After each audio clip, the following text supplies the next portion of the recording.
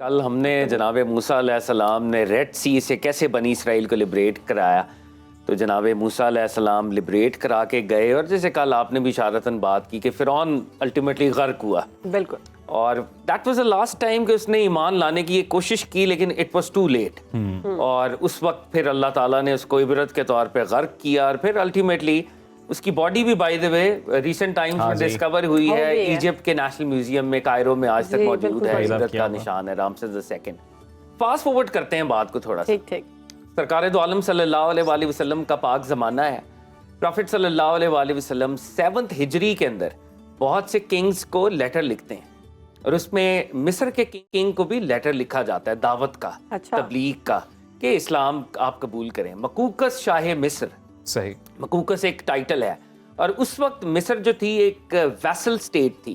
Vessel status وہ ہوتی ہیں جو ایک بڑے امپائر کو خراج دیتی ہیں، مطلب لمیٹڈ اٹانومی ہوتی ہے، انڈیپینڈنس ہوتی ہے، مگر ایک بڑی امپائر کا ہی پارٹ ہوتے ہیں۔ تو تھے یہ رومن اور بائزنٹینین امپائر کا ہی پارٹ، مگر ایک ویسل سٹیٹ تھی۔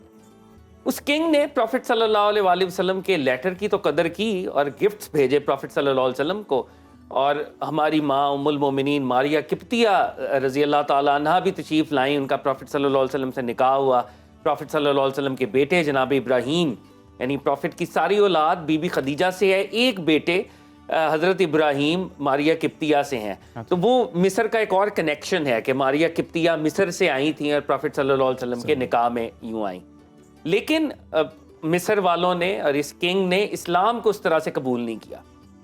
فاسٹ فارورڈ حضرت عمر فاروق رضی اللہ تعالیٰ عنہ کا زمانہ ہے، اور حضرت عمر فاروق رضی اللہ تعالیٰ عنہ کے زمانے میں ہم دیکھتے ہیں کہ یہ اسلامک امپائر جو ایکسپینڈ کر رہی ہے، اور معجزاتی بات اس میں یہ ہے کہ پروفٹ نے جن کنگز کو لیٹرز لکھے تھے اور ان تک اسلام کی تبلیغ پہنچی یا دعوت پہنچی اور وہ اسلام انہوں نے قبول نہیں کیا، الٹیمیٹلی وہ ساری سٹیٹس جو ہیں وہ مسلم امپائر کا پارٹ بن چکے ہیں، اور وہ مصر بھی اس میں تھا۔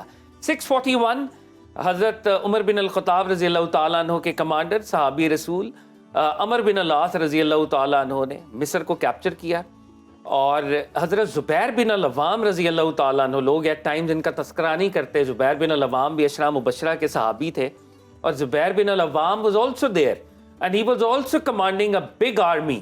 تو حضرت زبیر بن العوام اور عمر بن العاص، انہوں نے مصر پر جو ہے اس طرح سے ہمارا کنٹرول ہوا۔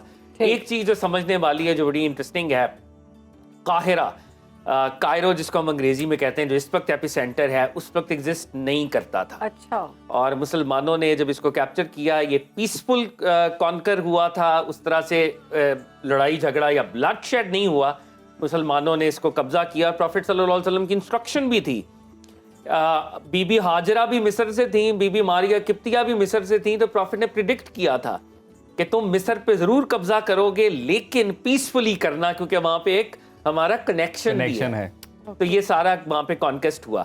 اب حضرت عمر بن العاص نے، حضرت عمر کے زمانے میں جب یہ گورنمنٹ قائم ہوئی ہے، تو خلفائے راشدین کے زمانے میں مصر ایک پروونس بنا، اس کے بعد بنو امیہ، بنو عباس، اور پھر فاطمی ایک ڈائنیسٹی تھی۔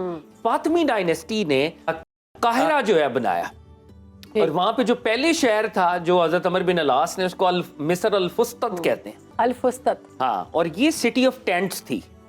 اور یہ جیسے اب مسلم آرمی آئی ہوگی تو انہوں نے اپنی عارضی ایک گیریزن بنایا ہوگا، لیکن it grew out to be a huge city, اور ایٹ اٹس پیک یہ بذات خود بغداد جتنی بڑی سٹی ہو گئی دکھاتے ہیں وہ ایک ٹینٹس میں، ہاں وہ ایک بالکل اس طرح کی بستی ہوگی آغاز میں، لیکن یہ اتنی بڑی تھی اور اتنا اس کا وہ نام تھا کہ یہ بغداد کو کمپیٹ کرنا شروع کر دیا تھا۔ اور اس وقت یہ اولڈ کائرو کے اندر، یعنی جو پرانا قاہرہ ہے اس کے اندر ہی کئی ابزارب اس کے ریمننٹس جو ہیں اسی کے اندر آ چکے ہیں۔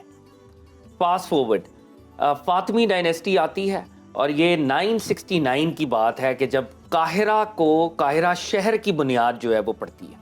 صحیح، اور قاہرہ جو ہے، یہ ایک ہمارے ویسٹرن ہسٹورین ہیں جسٹن مرازی لکھتے ہیں کہ قاہرہ کے اندر جو مسلمانوں نے ڈیولپمنٹس کی، اس دور کا لنڈن تو ایک چھوٹا سا گاؤں بھی نہیں تھا اس کے مقابلے میں، جو قاہرہ کے اندر کی۔ قاہرہ کے اندر کیا ہو رہا تھا؟ قاہرہ کے اندر ملٹی سٹوری بلڈنگ 1000 سال پہلے، جسٹن مرازی کہتے ہیں کہ منہیٹن کے اسکائی اسکریپرز 1000 سال بعد آئے ہیں، کائرو کے اندر پہلے مسلمان لے آئے تھے۔ مسلمانوں نے وہاں پہ ایک بہت بڑی لائبریری بنائی، 1,00,000 مینیوسکرپٹس وہاں پہ موجود تھے. اور جیسے ہوتا ہے نا, ہم کہتے ہیں کہ جی یہ لائبریری ہے, اس میں فری انٹرنیٹ ہے, free wifi, so on and so forth. اس دور میں فری انٹرنیٹ کا ایکویولنٹ کیا تھا؟ یہاں پہ آپ کو فری پینز ملیں گے, فری انکس ملیں گی, فری پیپر ملے گا, آپ کتابیں پڑھیں, کتابوں کو کاپی کریں. Smart libraries. Smart library. 1,00,000 مینیوسکرپٹس, 1,00,000 مخطوطے اس دور میں یہاں پہ موجود تھے. پھر وہاں پہ ایک دارالعلم تھا, وہ ایک بہت بڑی بلڈنگ, اسی طرح نالج سینٹر تھا. ابن الحسم جو کہ بہت بڑا, جس کو فادر آف تھیریٹیکل فزکس کہتے ہیں, فادر آف آپٹکس کہتے ہیں, وہ اس قاہرہ میں ہی تھا اور قاہرہ کے اندر اپنی ریسرچ کر رہا تھا. اور جب ہم آگے بڑھتے ہیں, یہ فاطمی کے دور کے بعد پھر صلاح الدین ایوبی آئے, اور صلاح الدین ایوبی کے دور میں ایک سٹیڈل, بہت بڑا قلعہ جو ہے صلاح الدین ایوبی کا قلعہ جس کو کہتے ہیں, وہ وہاں پہ انہوں نے بنایا. اور وہ اتنا بڑا تھا کہ وہ it used to be called a mini city. اور جسٹن مرازی کہتے ہیں کہ یہ اگر آپ لنڈن کے ساتھ کمپیئر کریں تو لنڈن میں 1-2 مینارے تھے, اور they were like minnows in comparison to the citadel of Saladin, which was like a huge city on its own. کیا بات ہے. تو یہ 1000 سال پہلے قاہرہ کے اندر ہو رہا تھا. یعنی قاہرہ ایک مسلمانوں کا ایسا سینٹر تھا جہاں پہ نالج, آرٹس, آرکیٹیکچر, وہاں کی مساجد کمال کی. اور اگر میں یہاں پہ جامعۃ الازہر کی بات نہ کروں, جامعۃ الازہر جو مسلمانوں کی one of the oldest seminaries / university, مسلمانوں کا سب سے پرانا, ون آف دا سب سے جامعۃ الازہر.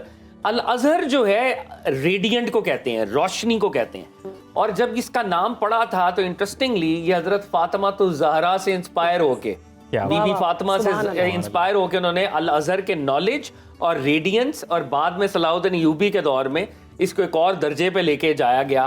اور آج بھی الازہر کے جو فتوے ہیں, الازہر کی جو ریسرچ ہے, وہ مسلمانوں کے اندر مین سٹریم اعتبار سے سب سے زیادہ اوتھینٹک اور سب سے زیادہ کریڈیبل جو ہے مانی جاتی ہے. اور وہاں کے جو اسکالرز ابھی بھی پڑھ کے آ رہے ہیں, وہ ان کا نالج وہ آج بھی اپنے نام کے ساتھ الازہری لگاتے ہیں, تو وہ ایک ریلیجس ٹریڈیشن ہے.